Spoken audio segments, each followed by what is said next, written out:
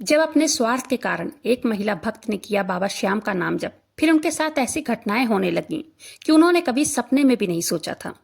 श्याम भक्तों, आज की कहानी ऐसे भक्त की है जब उनके सामने सारे रास्ते बंद से लग रहे थे, कहीं का कोई रास्ता दिखाई नहीं दे रहा था। तब उन्होंने ये बाबा श्याम का चमत्कारी उपाय भी किया। उपाय करते ही बाबा श्याम ने उनका पूरा जीवन बदल दिया। जिसने भी इस चमत्कार को सुना वो हैरान रह गया। चलिए जानते हैं आखिरकार बाबा श्याम ने इनके साथ क्या चमत्कार किया और इन्होंने ऐसा क्या उपाय किया जिसे करते ही इनके साथ ऐसा चमत्कार हुआ कि जिसे सुनकर देखकर सभी दंग रह गए। अगर वीडियो पसंद आए तो वीडियो को लाइक कीजिएगा, अपने ही चैनल मैजिक उपाय को सब्सक्राइब जरूर से कीजिएगा, बाबा श्याम नाम का जयकारा दिल से लगाइएगा। श्याम भक्तों, जब व्यक्ति जन्म लेता है, पढ़ाई करता है, जॉब करता है, विवाह करता है और अपने जीवन में मस्त हो जाता है, यही हर व्यक्ति करता है। लेकिन व्यक्ति ये नहीं जानता है मानव जीवन हमें भगवत प्राप्ति के लिए मिला है। महान संत जन हमेशा कहते हैं प्रभु को पाना है तब नाम जप करो, प्रभु पर विश्वास करो। व्यक्ति हमेशा कहता है कि प्रभु हमारे ऊपर कृपा नहीं करते हैं। क्या हम उनकी कृपा पाने के लिए आज तक ऐसा कोई काम किए हैं? व्यक्ति हमेशा सोचता है कि आज हम ईश्वर की पूजा करें, उनका नाम जप करें, उनकी अर्जी लगाएं और कल ही हमारे साथ बाबा श्याम चमत्कार कर दें, कल हमारे साथ चमत्कार हो जाए। तो श्याम भक्तों, जो आपके प्रारब्ध है वो काटेगा कौन? जब तक हम प्रभु की शरण में नहीं जाएंगे तब तक हमारे प्रारब्ध कटेंगे कैसे? जब हम प्रभु की शरण में जाते हैं, सबसे पहले बाबा श्याम हमारे प्रारब्ध को नष्ट करते हैं और जैसे ही हमारे प्रारब्ध कट जाते हैं, नष्ट हो जाते हैं, तब हमारे और आपके साथ सभी के साथ चमत्कार होने लगते हैं। आज की यह कहानी मथुरा के रहने वाली अर्पिता जी ने भेजी है। अर्पिता जी कहती हैं, मेरे पिताजी का देहांत बचपन में ही हो गया था। हम 2 भाई बहन हैं, माँ के साथ यहीं गांव में रहते हैं। सम्मिलित परिवार है। पिताजी सरकारी नौकर थे, सरकारी नौकरी करते थे, जिसकी वजह से उन्होंने अपने नाम से 2 बीघा जमीन पर्सनल लिखवाई थी। मेरी माँ बहुत सीधी सादी है। चाचा उस जमीन पर अपना हक जताते, लेकिन मेरी माँ कुछ भी नहीं बोल पाती थी। मैंने 8वीं तक पढ़ाई की है, उसके बाद मुझे घर के कामों में उलझा दिया गया। खेत काटना, बोझ ढोना, चूल्हा चौका। चाची कहती कि लड़की जात है, क्या करेगी पढ़ लिख के। मैंने तब से पढ़ाई छोड़ दी। मेरा भाई अब 10वीं कक्षा में पढ़ रहा है। मेरी स्थिति बहुत खराब थी। उनके टुकड़ों पर हम पलते थे। खेतों में सुबह से लेकर रात तक मैं काम करती। घर आते ही सलीका सिखाया जाता था मुझे, खाना कैसे परोसा जाता है, घर का काम कैसे किया जाता है। अर्पिता जी कहती हैं, मेरी माँ की जिंदगी, मेरी जिंदगी, मेरे भाई की जिंदगी एकदम बर्बाद हो गई थी। मैं हमेशा अपनी दादी को देखती थी नाम जप करते, लेकिन मैं हमेशा कहती, ये क्या कर रही हो दादी? वो कहती कि बिटिया भगवान का नाम जप कर रही हूँ, इससे भगवान की कृपा मिलती है, भगवान हमारा जीवन सुखमय बना देते हैं। मुझे भगवान पर बिल्कुल विश्वास नहीं था। मैं किसी भगवान को नहीं मानती थी, क्योंकि बचपन से ही मैंने बहुत दुख देखे थे।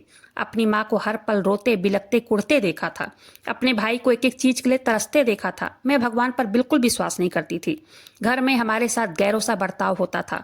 मेरी दादी थी, थोड़ा उनके मन में हम लोगों के लिए प्रेम प्यार था, लेकिन चाचा की बातों में आकर कभी कभी वो भी हमें बुरा भला कहती थी। मेरी दादी हमेशा माला फेरती रहती, लेकिन मैं सोचती कि ये ढोंग कर रही है, क्योंकि उनके साथ या घर में कुछ भी तो अच्छा नहीं हो रहा था। इसलिए मेरे मन में यही होता कि ये सब बकवास है। तब अर्पिता जी कहती हैं, आज से 4 साल पहले मेरे सामने बाबा श्याम के मंत्र जप से चमत्कार की वीडियो आई। मैंने पूरी वीडियो देखी, लेकिन मेरा मन ये मानने को तैयार नहीं था कि नाम जप से कुछ होता भी है। बिल्कुल विश्वास नहीं हो रहा था। मैंने सोचा लोग बेवकूफ बना रहे हैं। मैंने उस समय उस वीडियो को देखकर इग्नोर कर दिया। जिंदगी जैसे तैसे कट ही रही थी। मैं सारा दिन खेतों में काम करती, चूल्हा चौका देखती। मेरे चाचा की 2 बेटियां हैं, लेकिन मेरी चाची ने कभी उनसे काम नहीं करवाया। उन्हें पढ़ाई करने स्कूल भेजते, स्कूल से वापस आकर सिलाई सीखने वो भेज देती। वो सिलाई सीखने चली जाती थी। मैं चाची से कहती, इन लोगों से भी तो काम करवाओ, इन लोगों से तो तुम कोई काम करवाती नहीं हो, एक मैं ही तुम्हें दिखती हूँ हर काम के लिए। चाची ने यह कहकर टाल देती कि तुम बड़ी हो, वो दोनों तेरे से छोटी हैं, अभी उन्हें दूसरे के घर जाने में बहुत टाइम है, तुम्हें उनसे पहले जाना है, तुम काम सीखो। ऐसे ही दिन कट रहे थे। मैं काम करके इतना थक जाती कि रात को सोती तो ऐसा लगता जैसे मैं बेहोशी की हालत में चली गई हूँ। सुबह मैं उठ ही नहीं पाती थी, हिम्मत ही नहीं होती उठने की। 1 साल बीत गए, फिर से बाबा श्याम के चमत्कार की वीडियो मेरे पास आई।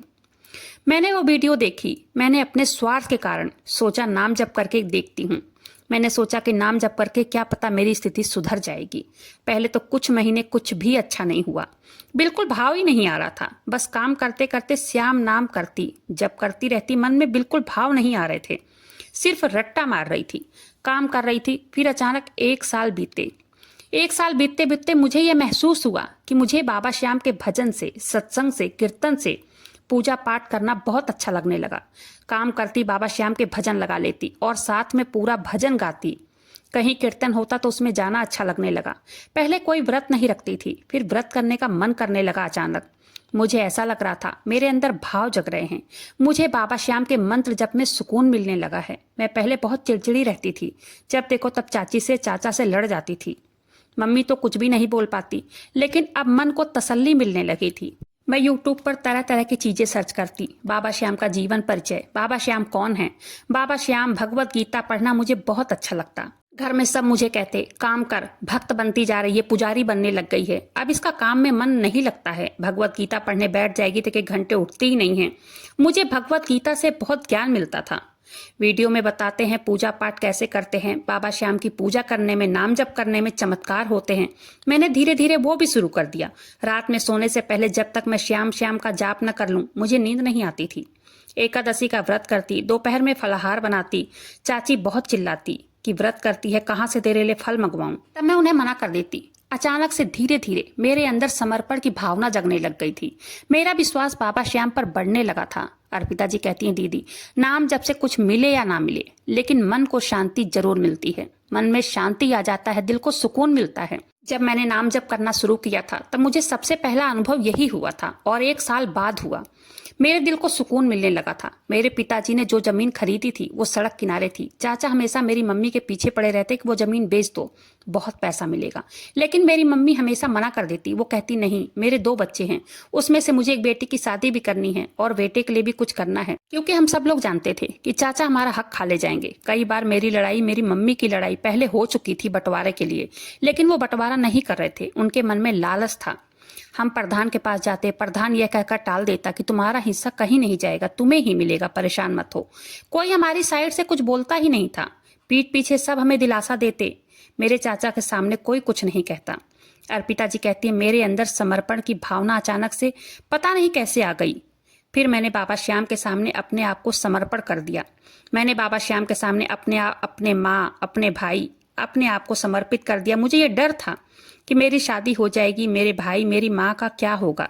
कहीं का कोई रास्ता नहीं दिख रहा था, और कोई कहीं का नहीं छोड़ेगा मेरे माँ, मेरे भाई को। मैं हमेशा सिर्फ बाबा श्याम के सामने रोती, उन्हीं से प्रार्थना करती। तुरंत कोई चमत्कार नहीं हुआ मेरे साथ, बस नाम जप से मेरा मन शांत रहने लगा था। मेरे दिल में, मेरी आत्मा में संतोष आ गया था। मन में डर की भावना खत्म हो रही थी। मैं बाबा श्याम के मंदिर जाना चाहती थी। मन कर रहा था कि उनके मंदिर जाऊं, खाटू धाम जाऊं। खाटू धाम जाने के लिए तड़प हो रही थी।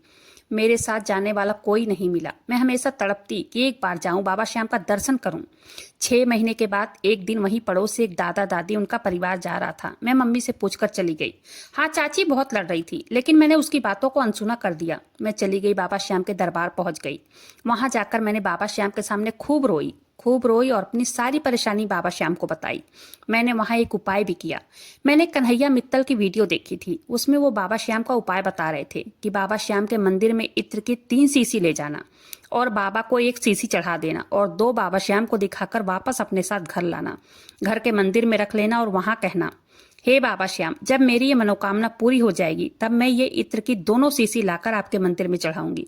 और अर्पिता जी कहती हैं, दीदी, मैंने भी बाबा श्याम के सामने 2 इत्र की शीशी दिखाकर वापस अपने घर ले आई। मनोकामना मैंने वहीं कर लिया था।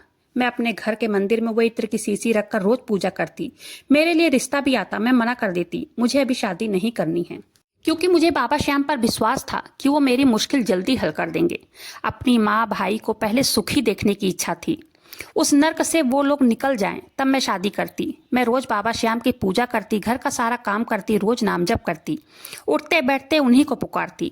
करीब 3 महीने के बाद घर में बहुत झगड़ा हुआ। वो जमीन 2 बीघा जो मेरे पिताजी ने खरीदा था, उसे बेचने के लिए मेरे चाचा बहुत दबाव बना रहे थे मेरी माँ पर। इस वजह से खूब लड़ाई हुई। पंचायत बैठ गई। पंचायत में सभी ने उसको बंटवारा करने के लिए कह दिया।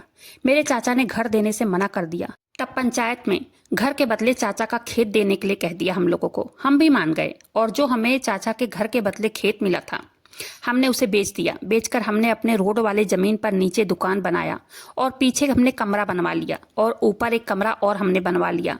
दुकान में थोड़े बहुत पैसे लगाकर हमने सामान भरवा दिया। हमारा खेत भी अलग हो गया है। हम लोग वहां से अपने दूसरे घर में शिफ्ट हो गए हैं। अब जाकर यहाँ सुकून का जीवन हम जी रहे हैं। हमारा हक जो भी था वो चाचा देना नहीं चाहते थे, सारा हथियाना चाहते थे, वो हमें मिल गया। ये सब हुआ मेरे बाबा श्याम की वजह से। पहले कोई बोलने को तैयार नहीं था हमारी तरफ से, लेकिन बाबा श्याम का चमत्कार तो देखो, पूरा गांव हमारी साइड से बोल पड़ा। मेरे चाचा को ना चाहते हुए भी हमारा हक देना पड़ा। 1 साल के बाद हम लोग फिर, मेरी माँ, मेरे भाई, सब लोग खाटू धाम गए। वहां जाकर हमने अपनी मन्नत पूरी की। वो इत्र की शीशी जो मैं वहां से मन्नत करके ले आई थी, वो हम ले गए, अर्पित किए, बाबा श्याम को धन्यवाद किया। मेरी शादी भी हो गई है बिना दान दहेज के। मेरे ससुराल वालों ने कहा हमें कुछ नहीं चाहिए, सिर्फ लड़की हमें दे दो। इसी साल फरवरी में मेरी शादी हुई है। मैं आज भी बाबा श्याम का नाम जप करती हूँ, उनकी पूजा करती हूँ, उठते बैठते उनका धन्यवाद करती हूँ। बाबा श्याम की कृपा बहुत बड़ी है। अर्पिता जी कहती हैं, बाबा श्याम ने मेरे परिवार की किस्मत बदल दी। बाबा श्याम की कृपा ही न्यारी है। उनके घर में देर है लेकिन अंधेर नहीं है। श्याम भक्तों, जो भी अपने आप को बाबा श्याम के सामने पूर्ण रूप से अपने आप को समर्पित कर देता है, उसकी नैया मेरे श्याम ही पार लगाते हैं। तो इनके साथ हुई बाबा श्याम के इस चमत्कार की सत्य कहानी यहीं पर समाप्त होती है। वीडियो पसंद आए वीडियो को लाइक कीजिएगा, अपने ही चैनल मैजिक उपाय को सब्सक्राइब जरूर से कीजिएगा। बाबा श्याम नाम का जयकारा दिल से लगाइएगा। मिलते हैं फिर ऐसी किसी वीडियो के साथ, तब तक के लिए जय श्री श्याम, हारे के सहारे की जय हो।